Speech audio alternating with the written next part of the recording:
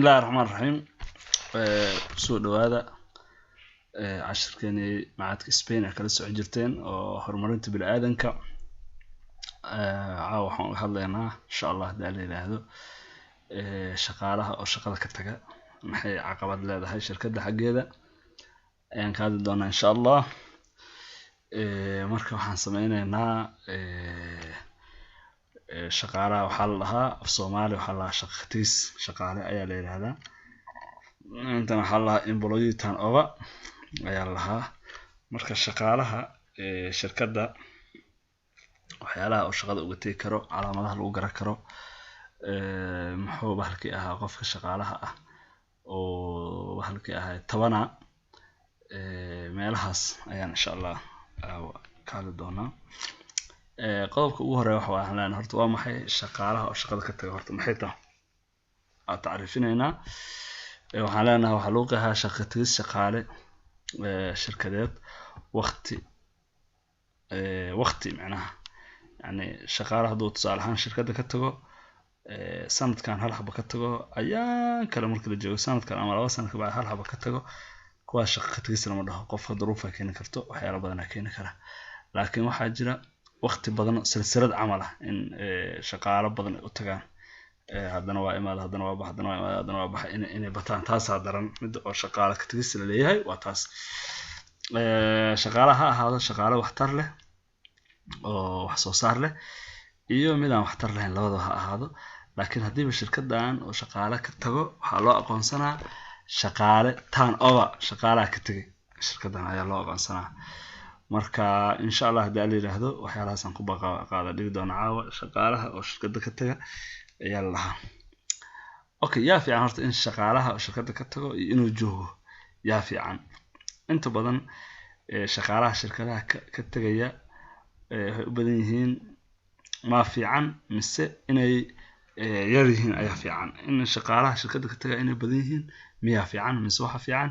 inay yar yihiin. laba nooc isugu jirtaa haddii shaqaale uu yahay shaqaale waxtar leh oo muhiim ah ama business kale oo adiga kula tartamayo oo u wareegayo qofka asadka ah oo adiga soo abuuratay aad iyo aad u darantaa. laakiin shaqaale aan waxtar lahayn oo markii hore bahalkii ay adiga dib kugu hayay ama markii hore wax u raadinayso isdhehaysay shaqaalaha meel shaqada lagu bedelo oo mushaarkiisa oo ka helo ma heli karta isdhehaysay hadduu kaas tago waxa fiican inuu kaas tago ayaa fiican. marka waxa mar walba shaqaalaha inuu shirkadda ka tago inay badan tahay waa xun tahay laakiin haddii oo shaqaalaha shirkaddan tusaale ahaan qof shaqaalaha oo mar walba grievance ku hayo oo shaqaalihii war u sheegayo oo balaayo iska daba wareejinayo maanta oo dhan xan keenayo saana dhacday intay ka booday dhahaya waxa fiican qofkaas inuu shaqada ka tago. iyo tusaale ahaan qof laakiin wax soo saar leh shaqadiisa ku fiican active waxa uu kaaga aadan yahay la hubo inay wax fiican yihiin oo yani capacity ka hayo kaasna waxa fiican inuu shirkadda ka tago. okay waxaa la yiri marka inta badan waxa la isku raacsan yahay in shaqaalaha shirkadda ka tagayo yar yihiin laakiin saas ma ahan inay yani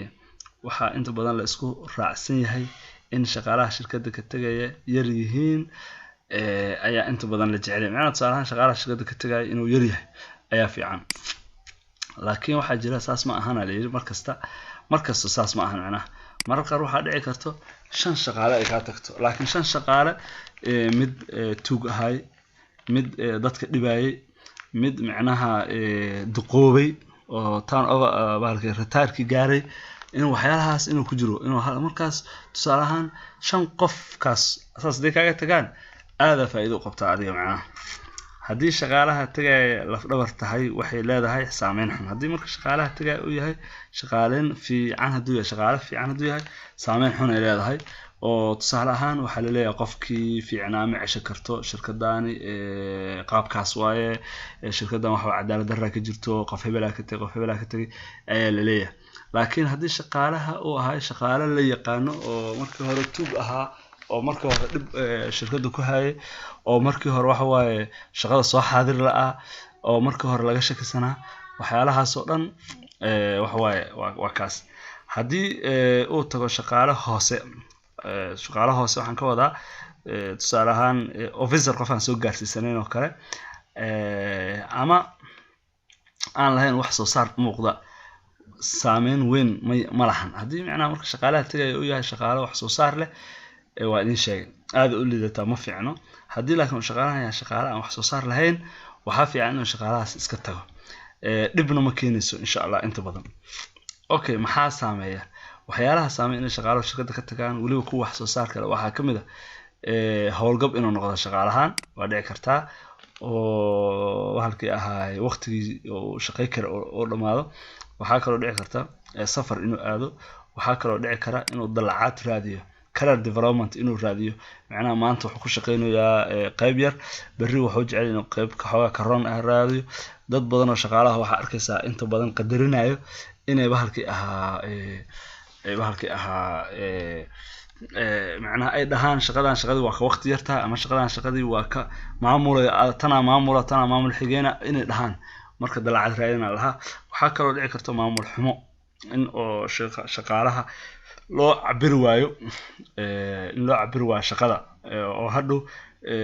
kan lagu tiigsado kan wax maqlaaya xogaa lagu tiigsado kan aan wax maqlaynin shaqada laga qaado ka bacdina oo qofkaas coddo isgeliyo oo isdhaho qofkaas laga eexana shaqadana sidaas uga tago waxaa kaloo jira shaqaalaha uga tagaan shaqada mushaar dhimis ayaa jira mushaar dhimis ayaa jirta tusaale ahaan ama mushaar dhimis ta mid guud ama mid gaar ahaaneed waxaa laga yaabaa in mid guud la sameeyo oo shaqaalaha 20% 30% mushaarkii ay ku shaqeyn jirteen waa ka dhiman la yiraahdo laakiin mararka qaar waxaa dhici karta in shaqaale gooni ah la yiraahdo mushaarka ka dhina maxaa sababta ciyaartooyda kale inta badan ku aragtaan laga yaabaa banooniga adduunka dheesha waxaa laga yaabaa mararka qaar in la yiraahdo ciyaaryahankaas xogaa uu sii duqooba haddii oo usbuuc qaadi jira 200,000 waxaa laga yaabaa usbuuca in la siiyo 50,000 in la siiyo marka waxaa kaloo jirta tababar la'aan waa jirtaa oo shaqaalaha waxyaalaha shaqada ay tagaan ay kamid tahay tababar la'aan haddii aan tababar la siinin shaqaalaha oo mar walba waxa waaye shaqada lagu fiirsado oo tababar aan la siinin oo la daba taagnayn shaqaalaha isagana waxaa dhici karta inuu shaqada ka tago ama aan wax loo sheegin waxaa kaloo dhici karta waxyaalaha oo shaqaalaha uga tagayo shaqada work balance shaqada oo xadkeedii dhaafta oo aad iyo aad u badata shaqaalaha uu uga tagaa shirkadda waxaa kaloo jira hanjabaad xagga maamulka ah maamulka inuu mar walba yiraahdo qofka oo ku ceelina oo ku burina labadaas mid yeel ama meesha ka tag ama meesha joog waxyaalahaas inuu yiraahdo ayadana way ceelisaa shaqaalaha waxaa kaloo jira shaqaalaha inuu raadiyo mushaarkaaga ka fiican inuu raadiyo ayadana shaqada uu uga tagaa waxyaalaha oo mushaarka oo shaqaalaha uga tago waxaa kaloo jira marka calaamadaha lagu ogaan karo inuu macnaha shaqaalaha calaamadaha lagu ogaan karo in oo shaqaalaha oo shaqada ka tagi rabo in kale ayaa idin sheegaa waxaa kamid ah wax soo saarkiisa oo yaraada qofkii shaqaalaha waxaa laga yaabaa maalintii inuu soo saari jiray $400 $500 $1,000 inuu soo saari jiray maalmaha dambe inuu bilaabo $32 $30 $5 inuu soo saaro taas waxaa keenaysaa macnaha shaqadu isku qanacsanayn waxyaalo raadinaa alternative raadinaa inta aadaa qaabkee waay haddii computer farsamo uu ka shaqeynayo ama qaybta computerada uu joogo computerka cilad bixinayo uu iska gaada wareejaa maanta oo xaruntii waa qaylinay ciladaas waxaas ka dhiman hebelo saana cudurdaar badan oo sameynaa macnaha wax soo saarkiisa yaraanaya waxaa kaloo jira kooxda oo mar walba saameyn mar walba dhex maqan yahay mar walba kooxdii teamkii wada shaqeynaya ayuu ka dhex maqan yahay wax soo saarkeeda waa macnaha tusaalaan teamkan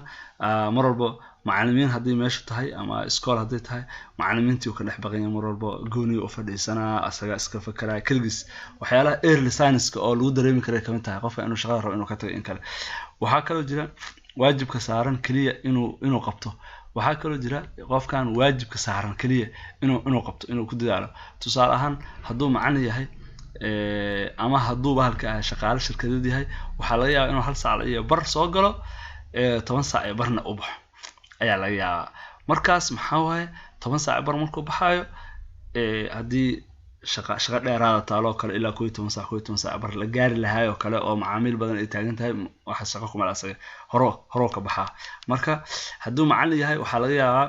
xisada markay ku dhacdo inuu hore ka baxo macallin ardayga hadduu u baahan yahay xataa su-aal dheeraad inuu weydiiyo su-aal oo uga jawaabi karo inuu isla markiiba oo hore ka baxo u yiraahdo saaxiib waqtigaa dhamaaday waxaa kaloo jira inuu xiise u qaban shirkadda qaasatan qaybta maamulka tusaale ahaan inuu maamulada xafiiskiisu tagi jiray qofkan waa la sheekaysan jiray maamulayaasha waa la kaftami jiray shaahu la cabi jiray maalmahan laakiin shirkadda dhan waa u goynaaba marka shaqadu dhamaato hore ka tagaaba ma soo maraayo subaxiina ma soo maraayo shaqada waqtigeedii ayuu ku imaanaa ma soo maraayo yani wixii uu ahaa jira ayuu qofkaas shaqaalaha uu iska bedelayaa okay waqtiyadii loogu talagalay in uusan inuu soo dhameeyo taskiga oo dhameey waayo waxyaalaha ayadana cadday kara inuu qofkan shaqada ka tagayo tusaale ahaan qofka ku aqoon jirta waayo inuu shaqadii loo diro waqtigeeda kusoo dhameeyo marka haddii la arko qofkii oo shaqadii taskiyadii lamida aan dhameynin qofkaas waxaa loola jeedaa shaqadu inuu ka tagay ay u badan tahay okay aad iyo aad u mahadsantihiin waa idinku dheereeyey maadaama casharku aad muhiim u ahaa insha Allah haddii la yiraahdana casharadan waxaan sameynaynaa hadda ciwaanada aan soo qaadana mid walba asoo faahfaahsan ayaan gooni u soo qaadan doonaa marka aad iyo aad u mahadsantihiin waxa u baahan tihiin la markaas waa nagala soo xiriiri kartiin insha Allah. Assalaamu calaykum.